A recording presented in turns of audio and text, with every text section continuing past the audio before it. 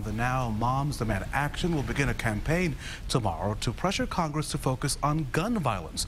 The group with roots in Zionsville in Boone County will push for criminal background checks on new gun permits. That discussion comes as there's also talk in our state to impose minimum mandatory sentences for people involved in gun-related crimes. Former Marion County Prosecutor Carl Brizzi joins us on The Now Indy to discuss this hot topic. Carl, we all want justice. We all want to be tougher on criminals. This proposal would make it a 20-year minimum as opposed to the current 5-year.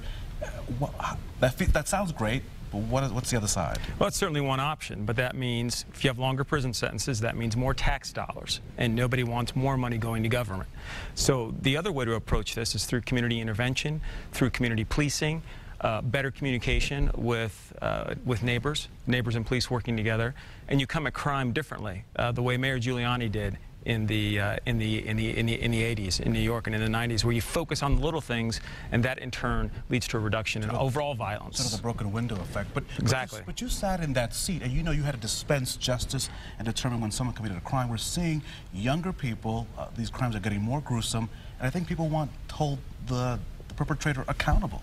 Well, and 20 years sounds great to me and to a lot of people. Well, you also want truth in sentencing. You want people who are sentenced to a determinate term to actually do more of that time than half or 2/3 and that sort of thing. So there's all sorts of reasons and solutions to this problem. But really, the real focus needs to be, especially as we see Ferguson and these other events, is more cooperation between police and the public, not less. Another topic that you're focusing on is the issue of the Kentucky clerk who initially said she would now follow federal law. She has now returned to work today. You've written a blog about this. What's going to happen in this case, you think? Well, she's going to ultimately have to comply. Something's going to have to happen. She's an elected official.